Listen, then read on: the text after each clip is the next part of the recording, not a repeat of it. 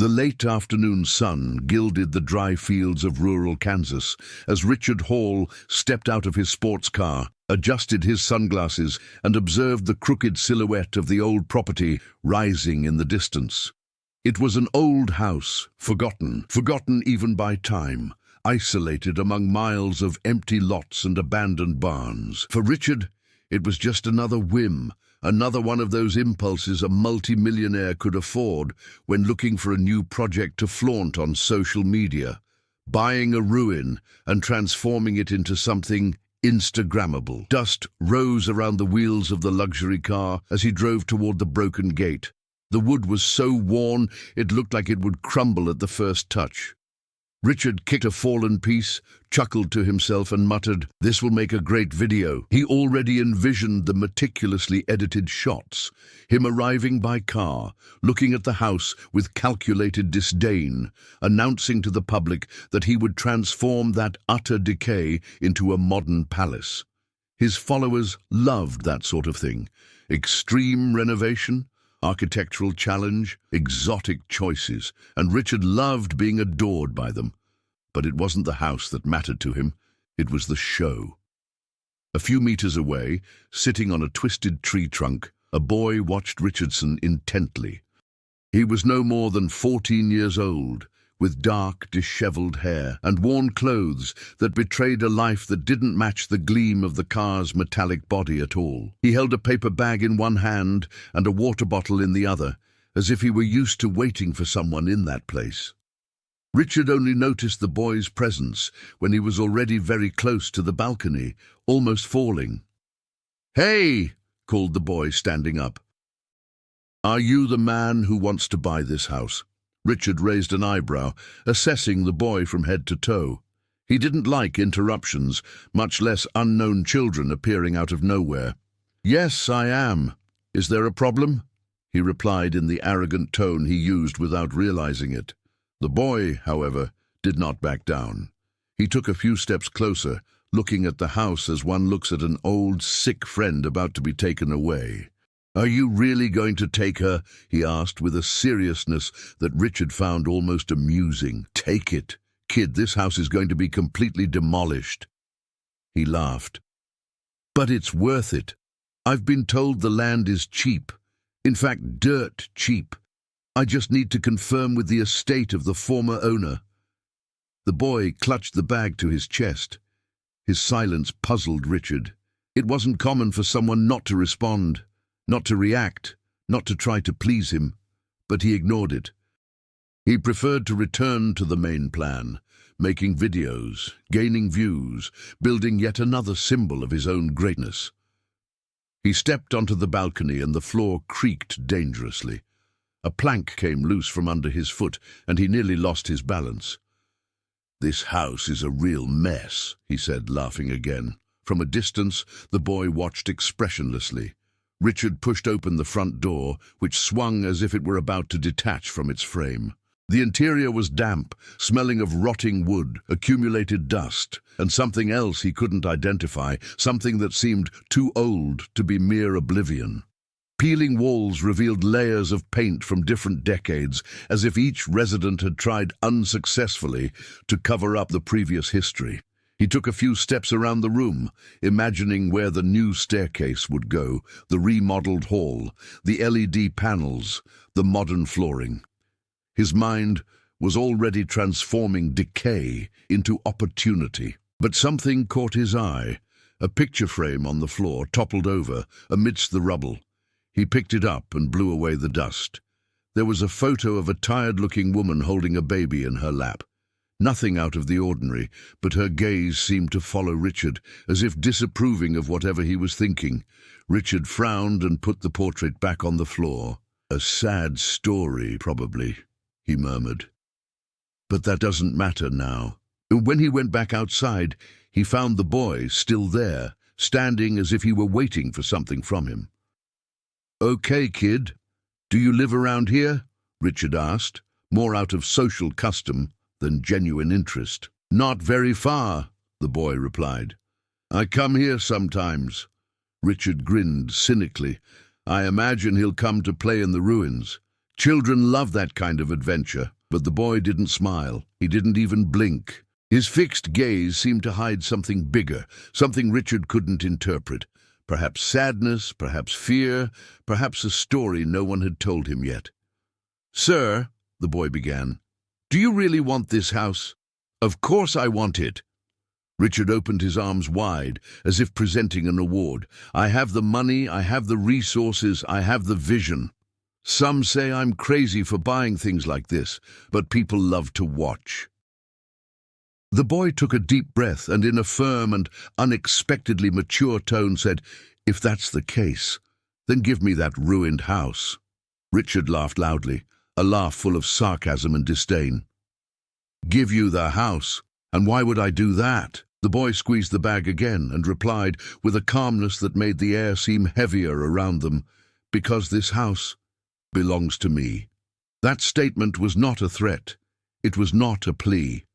It was a truth spoken with conviction. And at that moment, for the first time, Richard couldn't laugh. Richard held the boy's gaze for a few seconds that seemed far too long.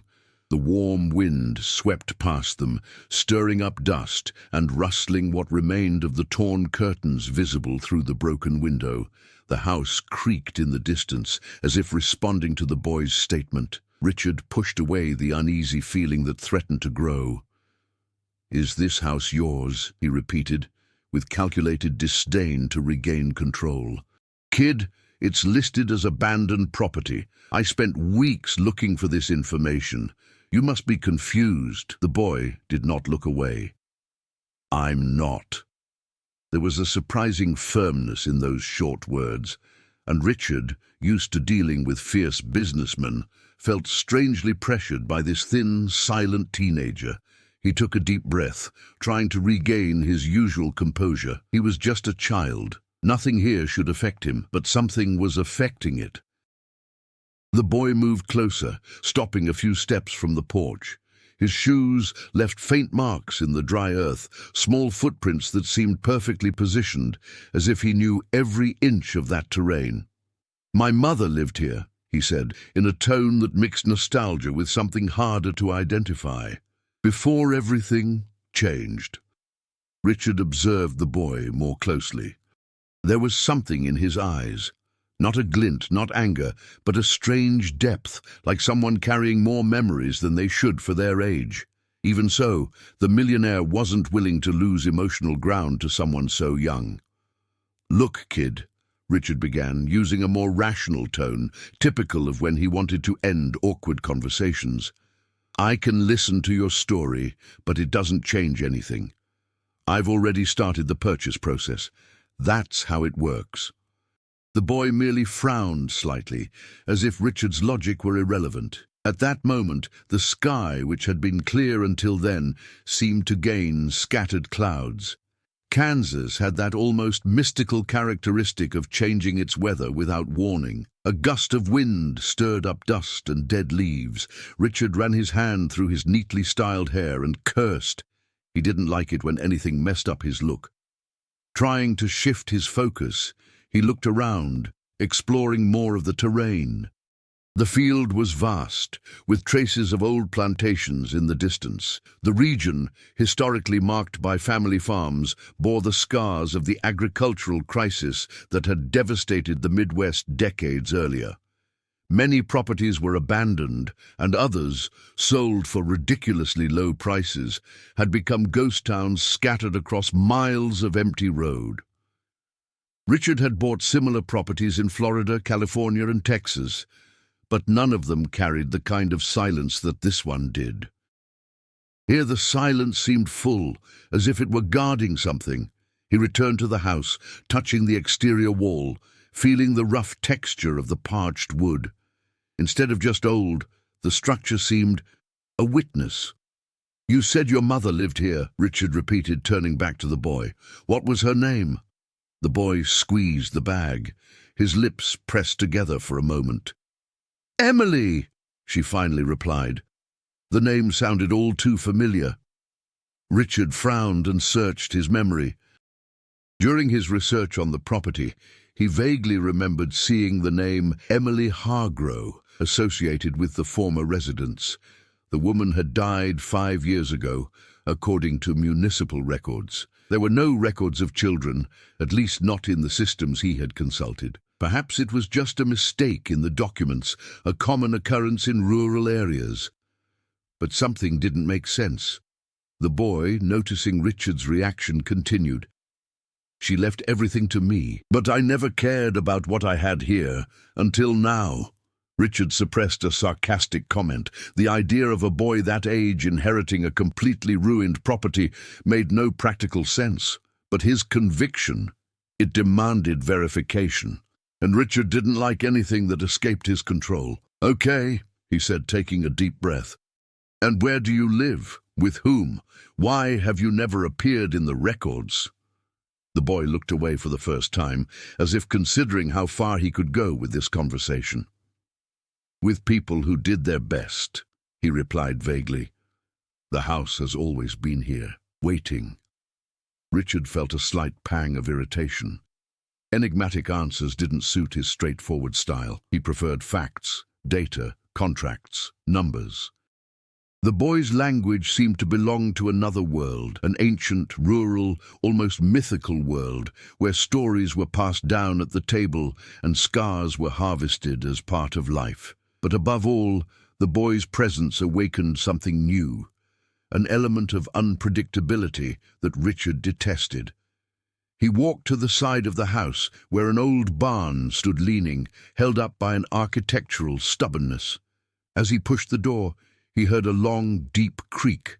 Inside, he found rusty tools, wooden boxes with faded labels, and what appeared to be an old wallet thrown on a bale of straw. Inside the wallet, besides deteriorated documents, there was a photograph, the same woman from the picture frame in the living room, and next to her, a baby, the same baby. Richard felt an unexpected chill. If that boy was telling the truth, everything was starting to make sense. But what didn't make sense was something else. How did the boy know he was coming that day? When he left the barn, the boy was still there, standing still, motionless, watching. And for the first time since he had arrived, Richard felt that he had entered territory where his money brought him no advantage whatsoever. Richard took a deep breath before looking back at the boy. The weight of the wallet found in the barn still seemed to rest in his hands, even after he had left it on a crate inside. There was information there that contradicted his initial confidence. Old records, yellowed letters with signatures that matched the name of the woman in the photos. It was the first time that one of his easy purchases was starting to take on uncomfortable dimensions. Nothing he couldn't handle, of course. But now, everything seemed irritatingly complex. "Kid," he said, trying to regain his composure, "if you really are who you say you are, I'm going to need to check everything. Official documents, formal records. You understand that, right?" The boy tilted his head, as if considering the necessity of that question. "I understand that you don't believe me," he replied without aggression. "But I didn't come here to discuss paperwork. This house doesn't need it." Richard frowned. Bureaucratic logic had always worked for him. It was simple, cold, predictable. But the boy spoke like someone who lived in a different order of reality, one where papers guaranteed nothing, and where stories carried more weight than signatures. "Everything needs paperwork," Richard insisted. "That's how the world works." The boy took a step forward, just enough for Richard to notice that he was trembling slightly, not from fear, from frustration. "Perhaps your world," Richard clenched his teeth. An angry spark ignited in his chest. "Listen, I don't have the patience for riddles. I want to know exactly what you want." The boy opened the paper bag he had been holding from the beginning. Inside, there were a handful of objects. An old keychain, a bundle of cards tied with string, a faded hair ribbon. Common objects, but laden with memories. "This is all that's left of my mother," he said. "She always said the house would be mine, even when things started to get worse." Richard raised an eyebrow. "How can it get worse?" The boy took a deep breath, looking at the house as if it, and not Richard, deserved the explanation. "After she died," he began, his voice lower, "things changed here. The people in the village started avoiding this place. They said it was dangerous, that the house had become different." Richard let out a short, almost cynical sigh. Stories of superstitious people.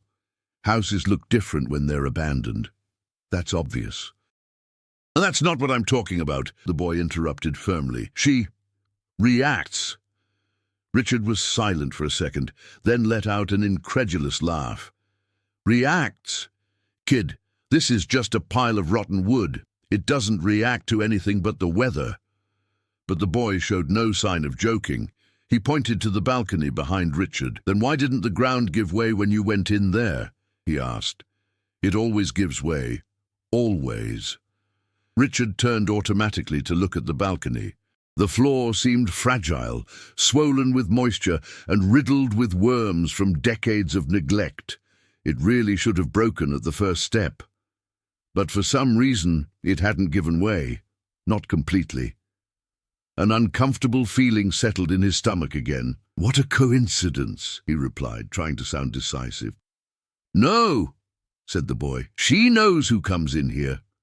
And she knows what everyone wants." Richard took a step back. "What are you implying?" The boy took a deep breath, as if he were about to share something he had been carrying alone for a long time. "My mother used to say that the house had a way of protecting those who needed it, and of keeping away those who shouldn't be here." "Do you think she's going to push me away?" Richard scoffed. "I think she's already started." Before Richard could answer, a loud crack echoed behind them. The front door slammed shut on its own with a dry thud, loud enough to kick up dust on the doorframe. Richard jumped and turned around immediately. The wind was stronger now, but not strong enough to slam the door shut like that. "It must have been the draft," he murmured, trying to ignore the growing discomfort. "You know it wasn't," said the boy. Richard felt the irritation return. He didn't want to admit that anything beyond logic was at play. His entire life had been driven by rationality, by mathematics, by the predictability of those who have the money to mold the world to their own desires. But this house, this absurd and insignificant house, was beginning to challenge him in a way he couldn't stand. "Listen, kid," he said, taking a few steps forward. "You're not going to stop the sale of this property with children's horror stories. I've already invested too much time in this. This house is going to be mine. And I'm going to rebuild it my way." The boy just watched him, without blinking.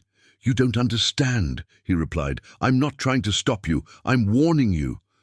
Richard opened his mouth to retort, but a slight vibration ran through the floor beneath his feet, enough to make him freeze, as if the house were breathing, as if you could hear it. The boy closed the bag slowly, looking at Richard with an expression he couldn't decipher. Pity, perhaps, or anticipation. "If you want this house so badly," said the boy, "then be prepared for what it will ask for in return." Richard swallowed hard, not knowing why. The house creaked again, louder this time. The wind swept across the grounds, swirling leaves and dust around it, and for the first time since he had arrived, Richard had the clear, undeniable feeling that the house was looking at him.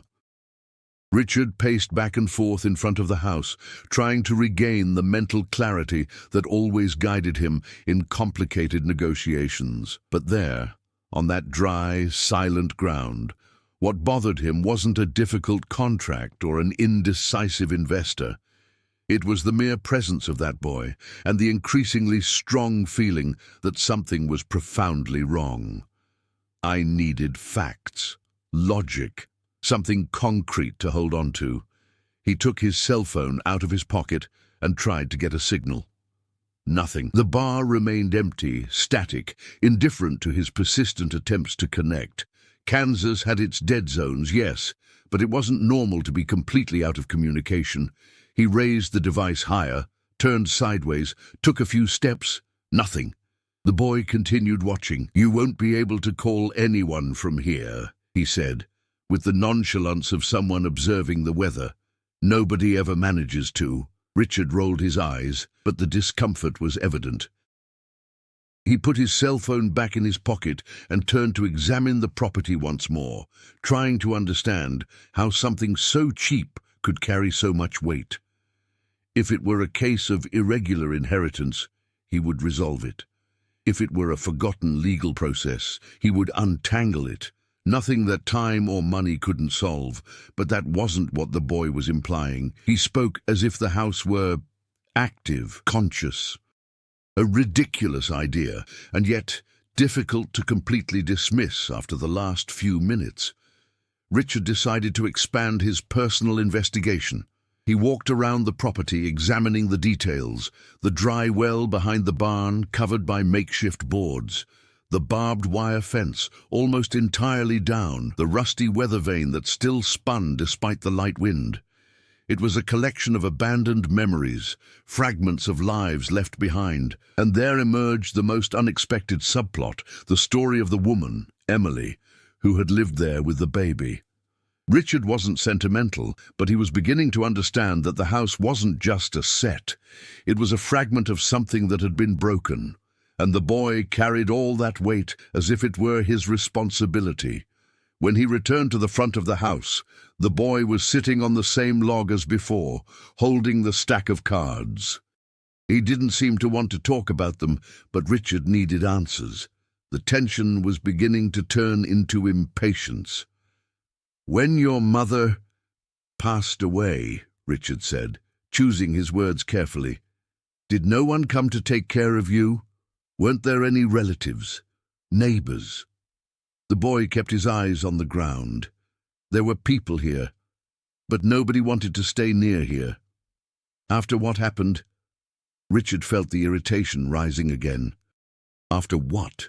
The boy hesitated, and in that hesitation something important emerged, the first real emotional breach. He was torn between telling, hiding, or running away from that conversation. This division was a new layer, a complexity that made each of his sentences heavier. He finally looked up. "There was one night," he began, "a night when she woke me up in a panic. She said the house was trying to protect her, that she'd heard things, seen things, and that if we stayed there, something bad would happen. Then she ran outside with me in her arms, but—" The voice faltered slightly, but she didn't get far. She fell near the road. Some said it was a seizure. Others said she tripped. No one agreed on anything, and the house remained like that, alone. Richard crossed his arms, fighting the uncomfortable mix of empathy and distrust. Tragic stories were common in rural areas, losses even more so. But the way the boy spoke, the silent conviction. This wasn't drama. It was experience. "Do you think the house killed your mother?" Richard asked, more to test him than out of belief. The boy clenched his fists. "No. I think she tried to stop it." The wind picked up at that moment, as if by involuntary comment. The roof planks creaked. Richard didn't like it. He took a deep breath and decided to take a rational step within the irrational. "May I see those letters?" he asked. The boy hesitated for a few seconds before replying, but eventually handed the bundle to Richard. The letters were dated between 2009 and 2017, written in firm handwriting.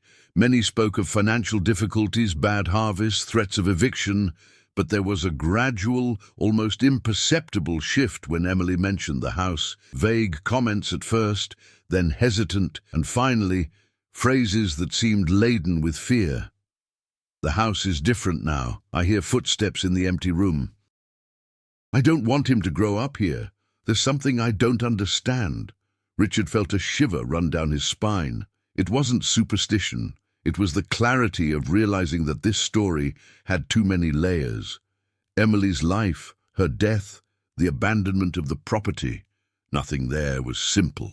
He returned the letters to the boy, who kept them carefully. The growing tension now came from all sides, from the boy's silent presence, from the wind that seemed to sweep across the ground with some purpose, and from the house itself, that crooked structure that seemed to lean imperceptibly more each time Richard looked at it. Quickening his pace, he said, "That's all in the past, and I'm not going to back down because of incomplete stories. The reform will begin as soon as the contract is finalized." The boy took a deep breath. "Then you need to know one more thing." Richard turned around impatiently. "What now?" The boy pointed to the ground, right at the entrance of the house.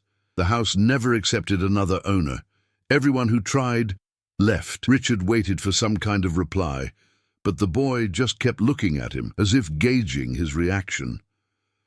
"How did they leave?" Richard asked, feeling an inexplicable chill run up his neck.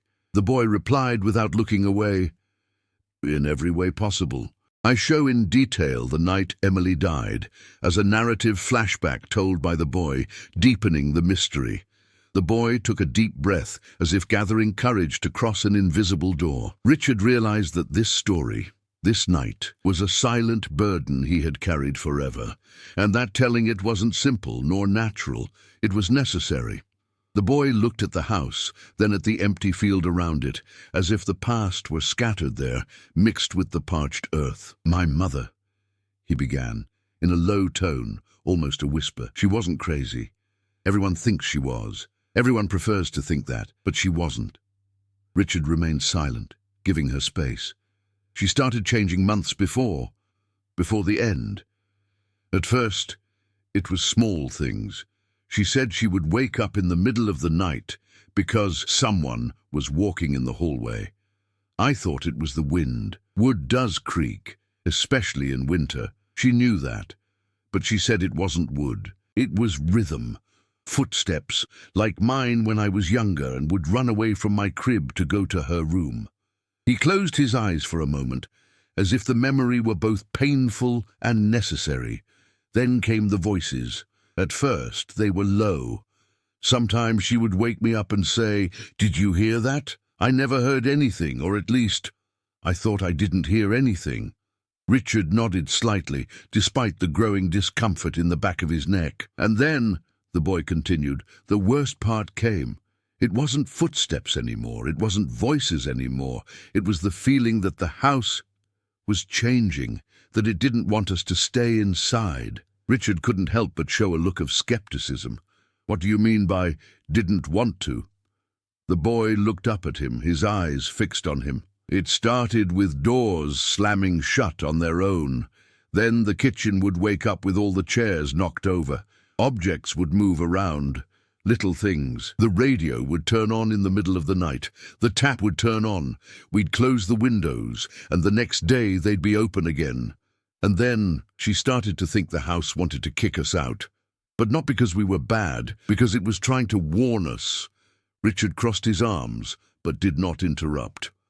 "Last night," the boy said, his eyes shifting as if an ancient shadow had passed through them, "my mother woke up to the sound of the back door slamming shut. So loud it cracked the wood. She picked me up still asleep and ran into the hallway, and that's when she saw me." The silence between them seemed to fold in on itself. "Did you see—" "What?" Richard asked. The boy took several seconds to answer, as if carefully choosing each word. He saw all the doors in the hallway open at the same time. All of them. As if someone had run past and pushed them open one by one. Richard frowned. The wind wasn't strong enough for that, and he knew it. "She became desperate," the boy continued, "and then she heard something in the back room, something she never told me. Never. She just kept saying it was wrong, that it shouldn't exist." A shiver ran down Richard's arm, despite his attempts to remain rational. That's when the house shook. "Did you tremble?" Richard raised an eyebrow, as if something had awakened inside, as if the foundations were breathing. "She ran out with me in her arms, through the front door. No coat, no flashlight. It was winter. The ground was frozen. She seemed to know she had to leave, that she couldn't wait any longer." The boy pointed to the distant road. "She ran all the way there, but before she reached the road, she fell. Some say it was a heart attack. Others say she tripped, that she was exhausted, that she slipped on the ice. But I was awake. I remember her face. She wasn't in pain. She was afraid. Afraid of what she was leaving behind." Richard ran a hand over his face, taking a deep breath. It had weight, it had truth, but it didn't make sense. "And where did you stay?" he asked. "I stayed on the floor, next to her, crying, until someone found me in the morning. But nobody went into the house. Nobody. Not the firefighters, not the emergency personnel. They didn't want to. And then they left it like that. As you can see." The boy straightened his spine, staring at Richard with a new, almost adult coldness. "And that's why I have to stay here, because she told me that night before she fell." He hesitated, then finished, "that I couldn't leave the house alone, that she didn't want to hurt anyone, that she was just trying to warn me." Richard felt a strange weight in his chest, something between disbelief and compassion. But nothing there fully explained the fear that gripped the boy. "Warn about what?" Richard finally asked. The boy took a deep breath. "About what's still in there." Richard felt the question echo inside his own head, as if it were bigger than the space where it had been asked. What's still in there? It was absurd, irrational, unacceptable, but the silence that fell after the sentence was too heavy to ignore. He took a deep breath, trying to regain control of the situation. His control. After all, it was just an old structure. Loose nails, rotten wood, wind blowing through cracks. The boy was traumatized, that much was clear. Any strange behavior from the house could be explained in simple, logical ways. Still, there was something unsettling. The wind had stopped, completely, as if the air were holding its breath. Richard cleared his throat. "This is all very poetic," he said, trying to sound firm, "but it doesn't explain anything concrete. The house has no consciousness. It has no intentions. It's just wood, brick, dampness." The boy didn't answer. There was no anger, no indignation, just that ancient, observant silence, which seemed to carry more than a boy should carry. Richard turned toward the house, determined to go inside. He needed to see for himself. He needed to dismantle every metaphor, every distorted memory, every childhood fear that had accumulated there. That was how he dealt with everything, seeing, understanding, taking apart. But when he lifted his foot to take his first step, the boy said, "You shouldn't have come in like that." Richard stopped. "Like this? Thinking that it's made of simple things." Richard smiled impatiently. "It is made of simple things." "It was," the boy corrected softly, "before it became empty. An empty house changes. It becomes hollow, but it doesn't become quiet." Richard sighed.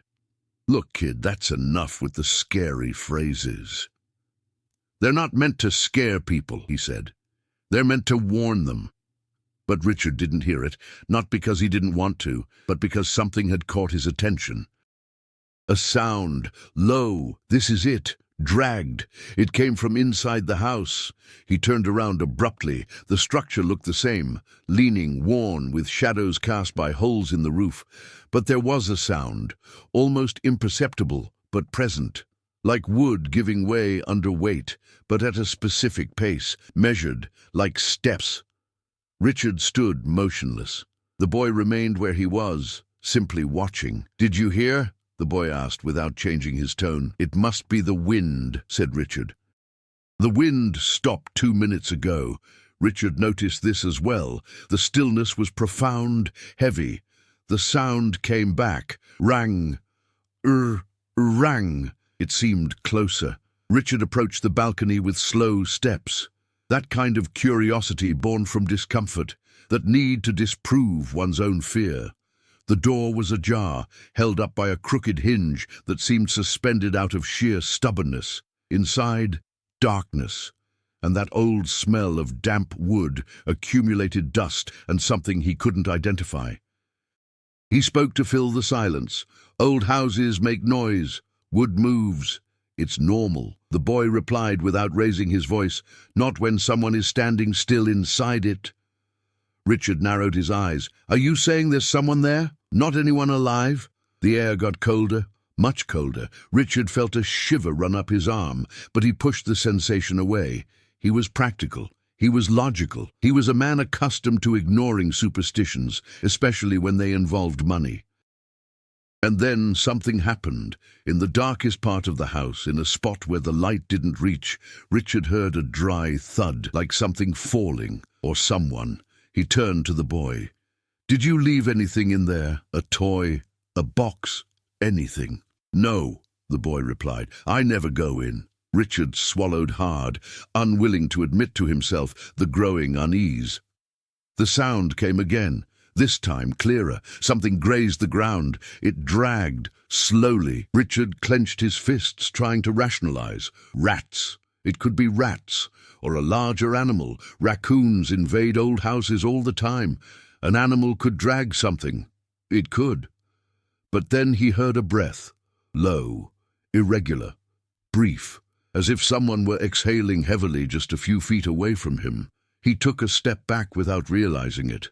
"What is that?" he murmured. The boy, motionless, replied with an unsettling calm. "The first thing everyone hears before giving up." Richard turned to him, annoyed. "And why did you never give up?" The boy lowered his gaze. "Because I can't." Richard opened his mouth to reply, but something in the house cracked so loudly that it made him turn around suddenly. A dry, brutal creaking sound, as if a door were being forcefully pushed open inside, followed by something else, a whisper, coming from the darkness. Richard didn't understand the words, if they were words. It sounded like a broken, swallowed sentence. Something whispered with haste, urgency, pain. He shuddered. "What was that?" he asked, now unable to hide his fear. The boy did not answer immediately. When he answered, his voice was almost inaudible. "She's trying to warn you." Richard felt his blood run cold. "Your mother?" The boy shook his head slowly. "No." "Who then?" Richard pressed. The boy took a deep breath. "At home." Richard had never felt intimidated by an empty space. For him, silence was simply the absence of sound, darkness merely the lack of light. Everything could be explained, and therefore everything could be mastered. But standing before that half-open door, something in his mind refused a rational explanation. She refused, and trembled. He took a deep breath, lifted his chin, and forced his feet forward. The wooden balcony door groaned under his weight, as if protesting. The sound wasn't just the natural creaking of old structures. There was a strange, almost perceptible vibration, as if the house sensed his approach. The boy stayed behind, motionless, watching him with large, silent eyes. Richard pushed the door open with his fingertips. The hinge let out a deep, metallic wail that echoed through the interior like a warning. The first thing he noticed was the smell. It wasn't just the smell of mold or damp wood. It was something deeper, as if layers of decaying time had become trapped there. A fine dust danced in the dim light, revealing particles that seemed never to have been disturbed. The air was heavy. He went in. 1 step, 2. On the third attempt, the ground seemed to vibrate beneath his boot. Behind him, the boy said, "Don't go too far yet." Richard ignored it. He needed to prove himself. He needed to take back control, not just of the situation, but of his own mind. All of that was suggestion. It was the psychological influence of the climate, the solitude of the place, the boy's frightening account. Nothing more than that. But the feeling of being watched grew like a cold hand pressed against the back of his neck. The hallway was narrow. The walls were covered in old paint, peeling off in large strips, revealing different layers of color, as if the house had been several houses over time. Richard ran his hand over the surface and felt its crumbly, almost fragile texture. Crack! Something moved upstairs. He froze. The sound wasn't random. It had weight, direction, intention. 1 step, then another one. Richard looked up at the low ceiling. The sound was coming from directly above him. "There's someone here," he murmured. "I told you," replied the boy at the door.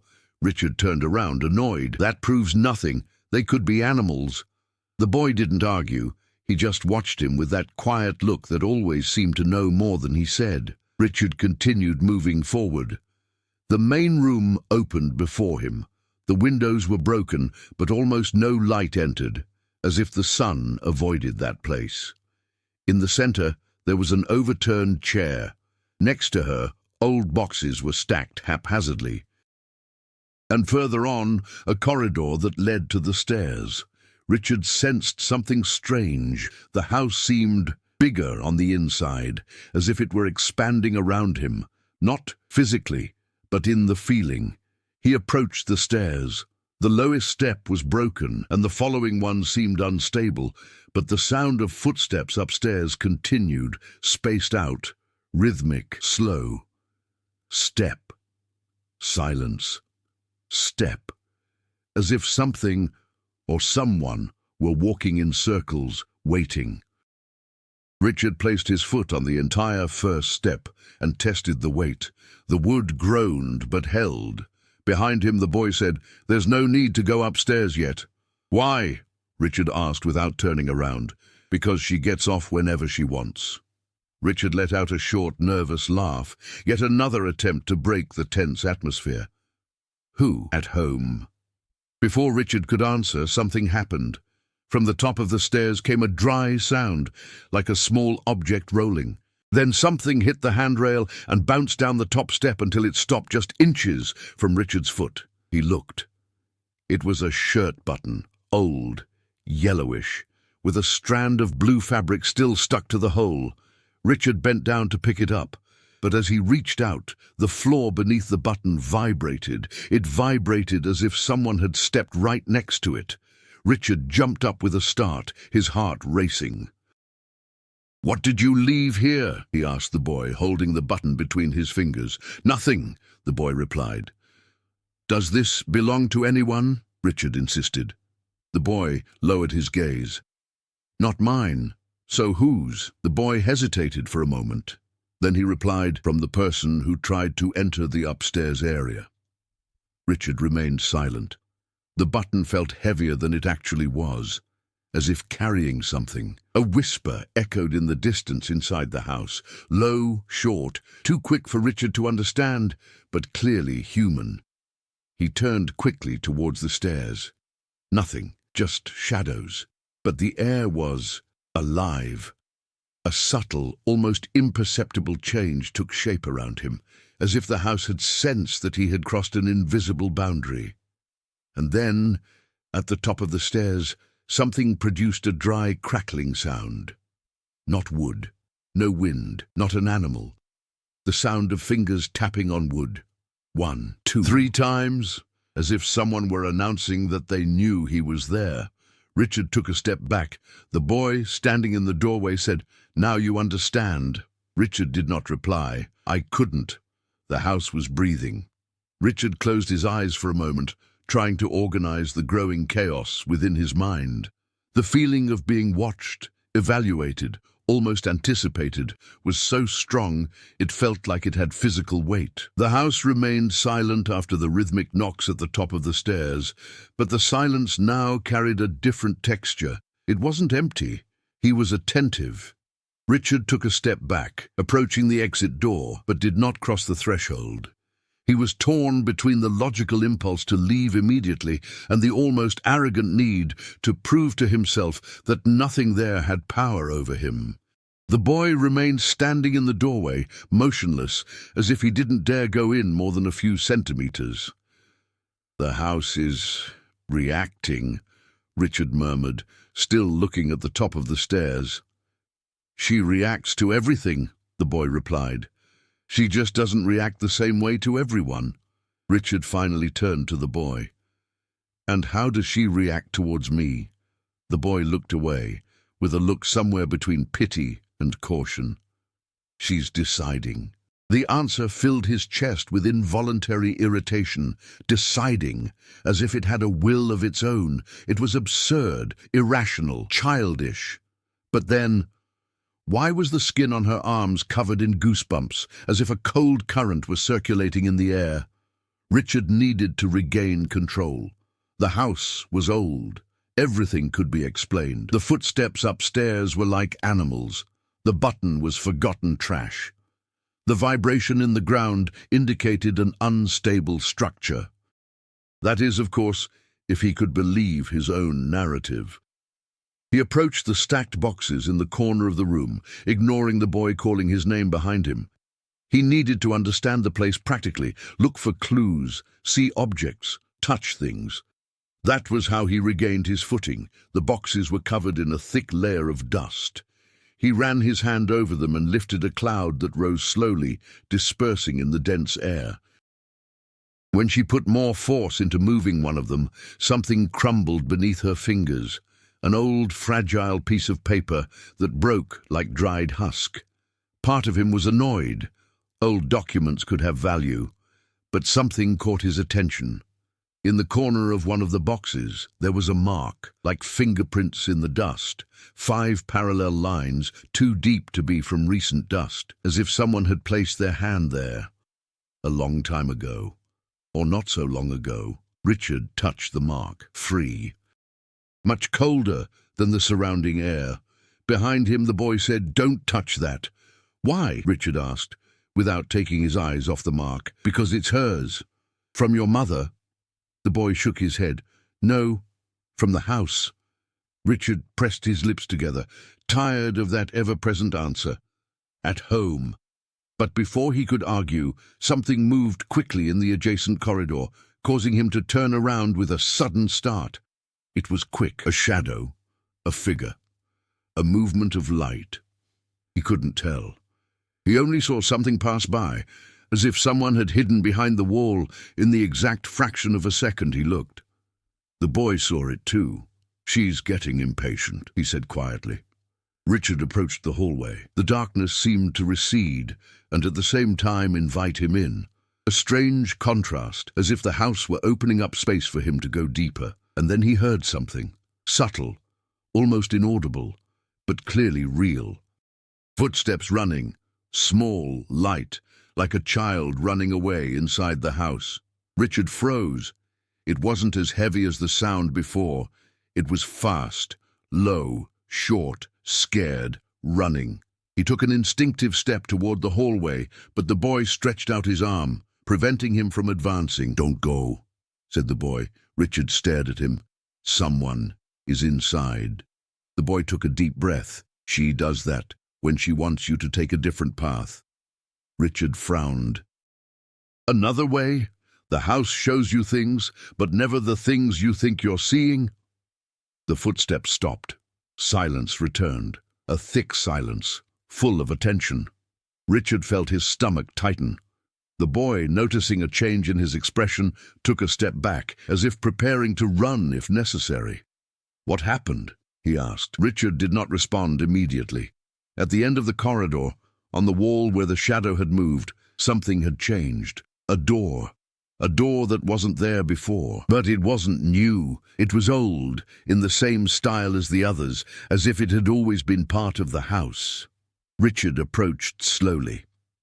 "That door," he murmured. The boy turned pale. "This door won't open." "What do you mean?" Richard asked. "She only shows up when the house wants someone to open the door." Richard touched the doorknob. It was hot, very hot. Behind him, the boy whispered something that Richard barely heard. "If you open it, she won't let you stop halfway." Richard swallowed hard. The house seemed to hold its breath along with him. Richard felt a chill run down his spine. The boy stopped right at the edge of the cracked asphalt leading to the house, as if he knew exactly how far he could go and how far he wouldn't dare. "There's something you still don't understand," said the boy, looking directly at Richard, as if he wanted to gauge his reaction. "Emily?" She didn't scream. Richard frowned. "What do you mean, didn't yell? You said they were fighting all the time." "They were fighting," the boy confirmed, "but when she died, there was no screaming." That sentence landed like a stone in the air. The silence that no one could forget. The boy tilted his head slightly, as if trying to reconstruct the scene in his own mind. We always heard the arguments, he said. From our house we could hear everything. Doors slamming, glass breaking. He was cursing. She was crying. It was always like that. Richard waited in silence. But that night, the boy continued, there was no sound at all, nothing, no doors, no footsteps, no words, no cries for help, just... He hesitated. He swallowed hard, just silence. Richard realized that the pause had significance, too heavy. "And why is that so important?" he asked, keeping his voice calm. The boy looked up. "Because everyone thought she had run away.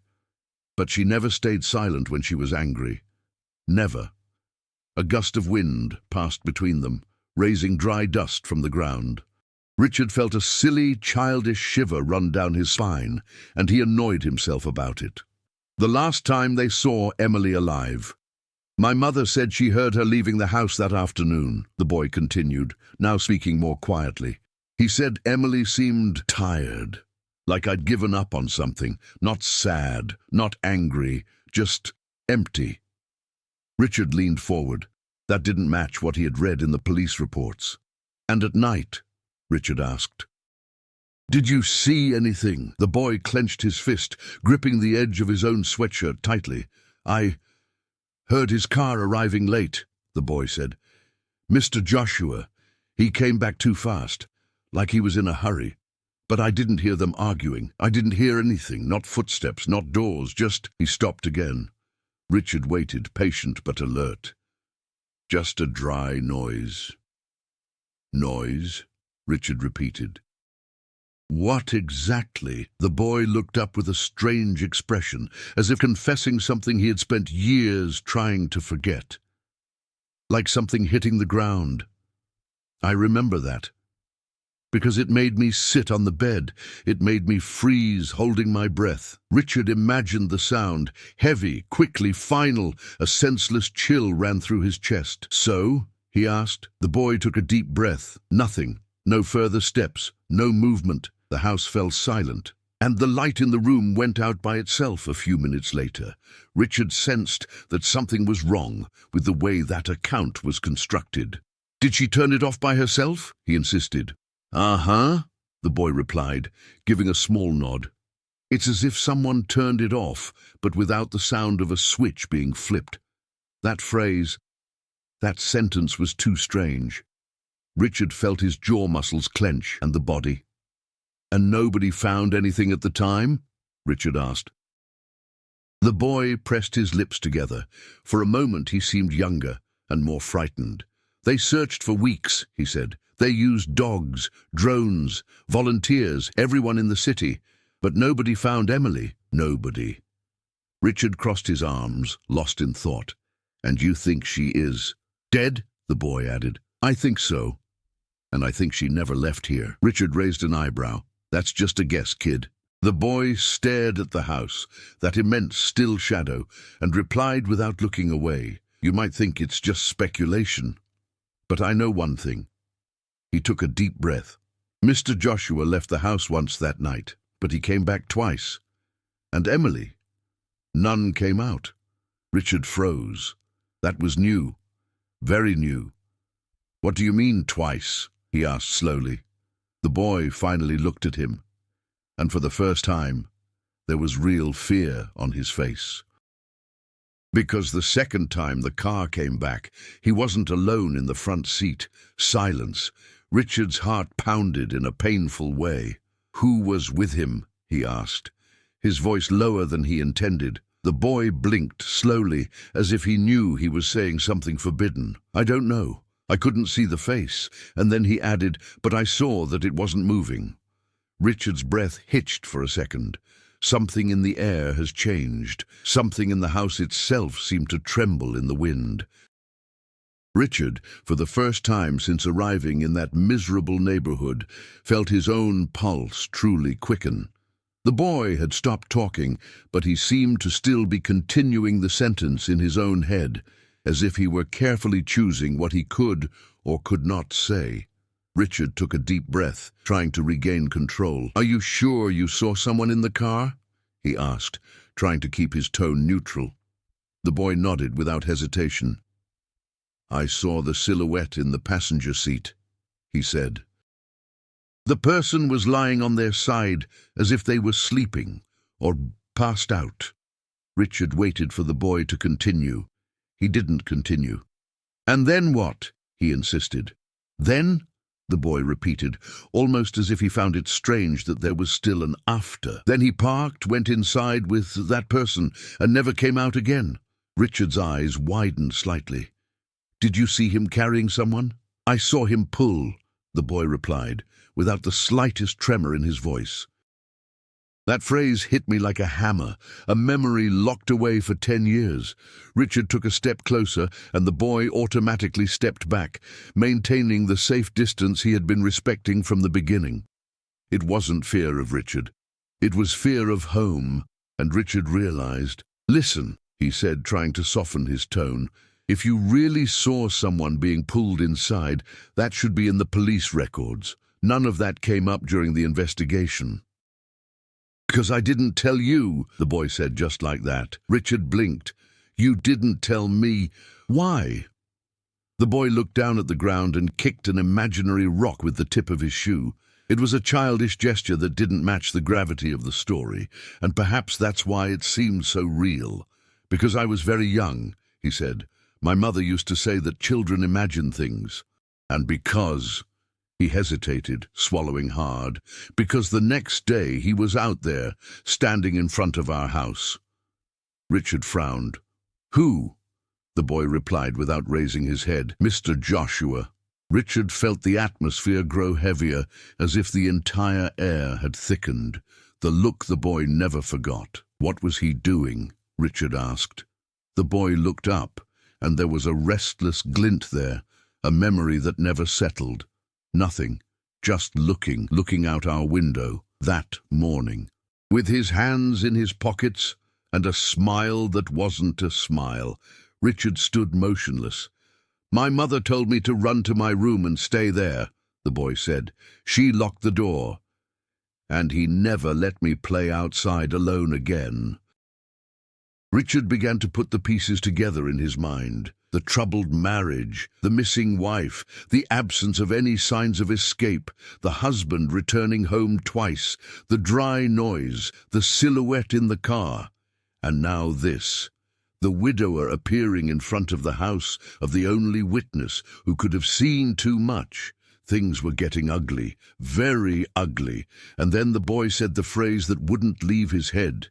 "But there's something else, something that nobody would believe."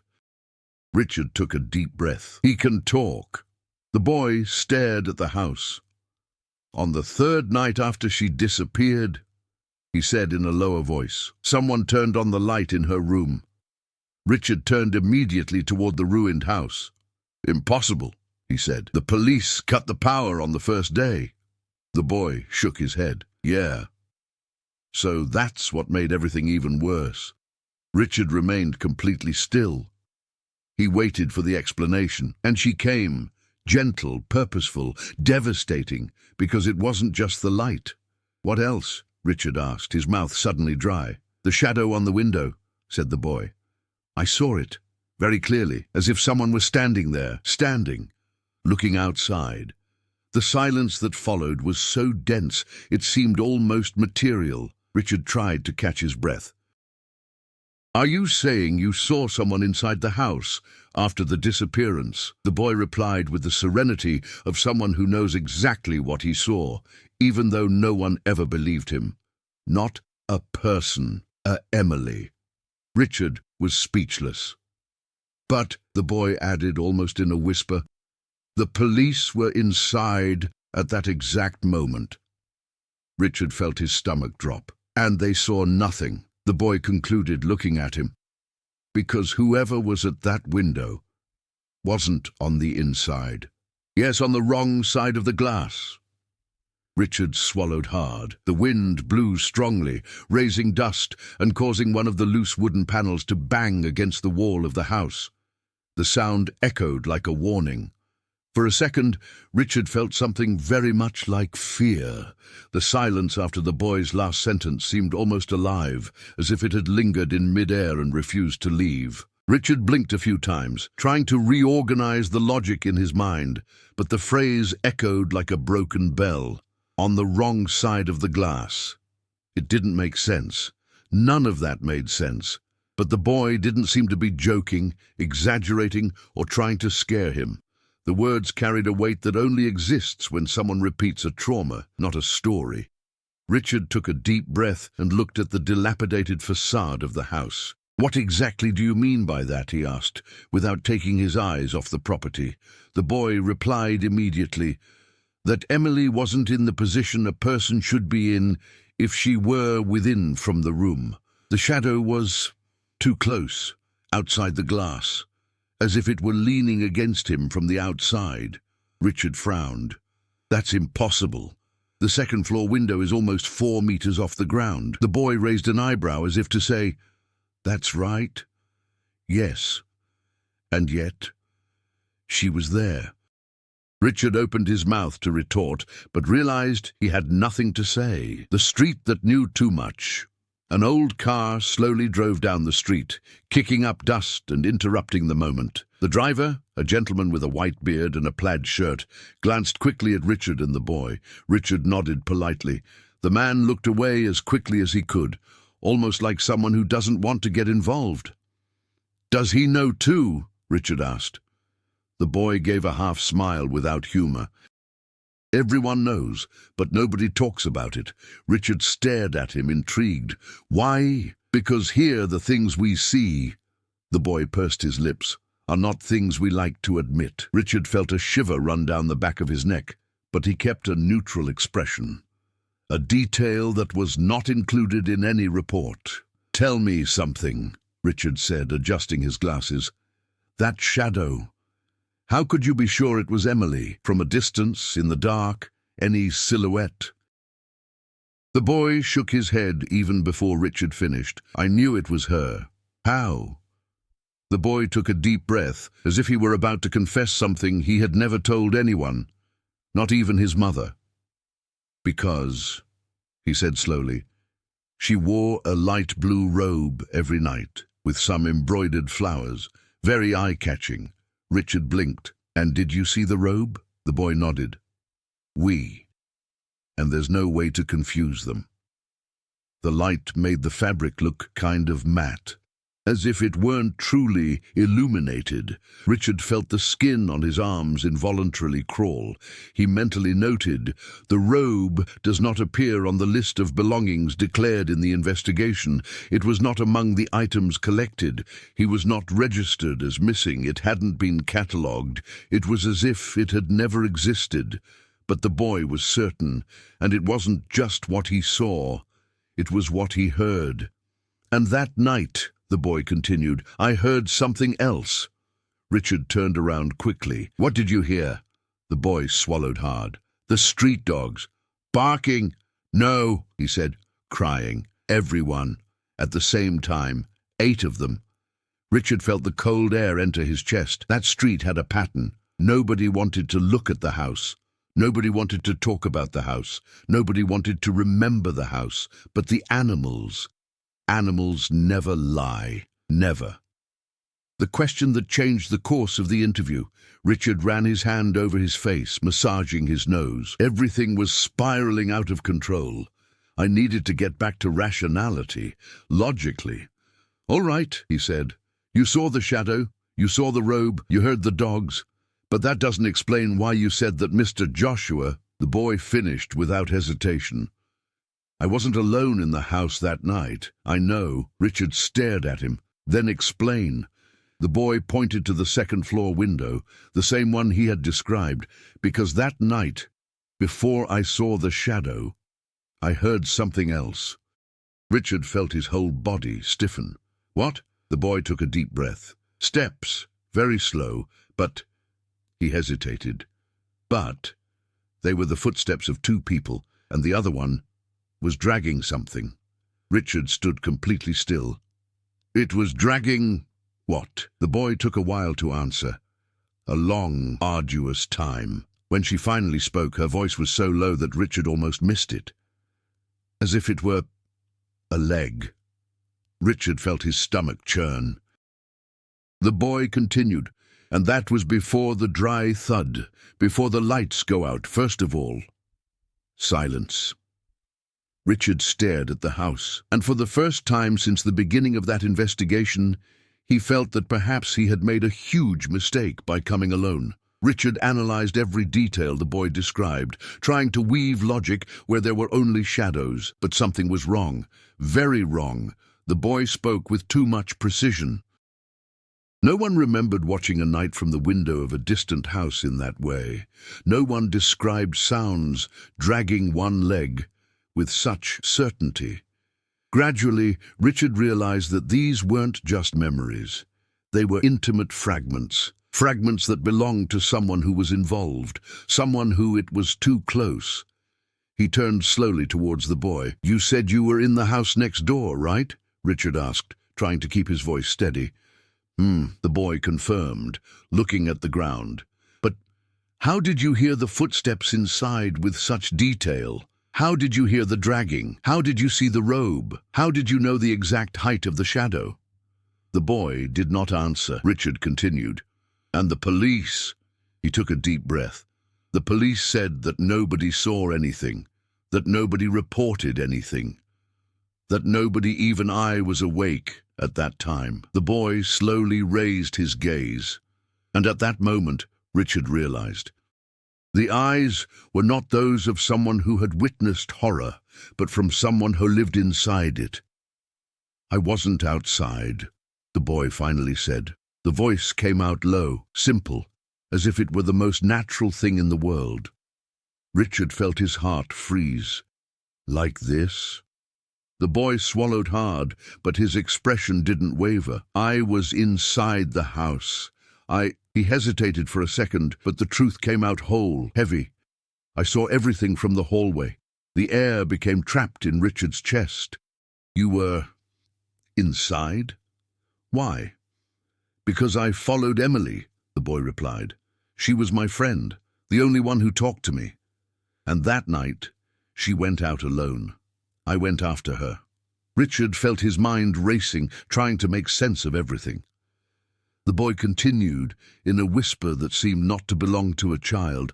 "When I walked in, they were already arguing. Emily was crying, and Mr. Joshua—" He clenched his fist, as if trying to crush a memory. "He wasn't sober, Mr. Richard. He was not in control. He was yelling, tripping, and knocking everything over. Emily, she didn't want to go up the stairs." Richard clenched his jaw. "And the other person?" he asked. "The one who was dragging something?" The boy looked away. It wasn't someone else. Silence. "So who was it?" Richard insisted. The boy murmured, "Mr. Joshua. He was dragging himself. He couldn't stand up. But when he saw Emily near the window, the boy took a deep breath. He grabbed her, and they both fell." Richard felt a pain in his skin. "Why didn't you ever tell me this?" he whispered. The boy slowly raised his face. "Because nobody will believe the son of a drunkard who ran away from home. And—" a tremor ran through his voice, "because I, too, was where I shouldn't have been." Richard watched the boy, finally understanding. The city hid the house concealed the tragedy, and the boy was hiding the truth. But he was the key, always gone. The boy took a deep breath. "I just wanted someone to finally see what really happened.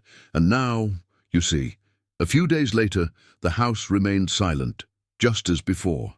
But it no longer seemed like just an abandoned place. It seemed like a boundary, a landmark between what everyone had chosen to forget and what Richard had finally discovered. The boy never returned to the streets. They said he had gone to live with a distant uncle, someone who could take care of him. Richard doubted it. The truth the boy carried was not something an adult could bear, much less a child. And yet, he delivered it. Direct, raw, undeniable, and Richard was never able to return it. If this story moved you, share your thoughts. What impressed you the most? The house, the man, or the boy who saw more than he should have? Stories like this only come to life when they are discussed, analyzed, and revisited with new perspectives. Talk about her. Show it to someone who enjoys intense and realistic narratives. Ask them what they would do if they were in Richard's place or in the boy's place. Ultimately, some truths only survive when they are not left alone.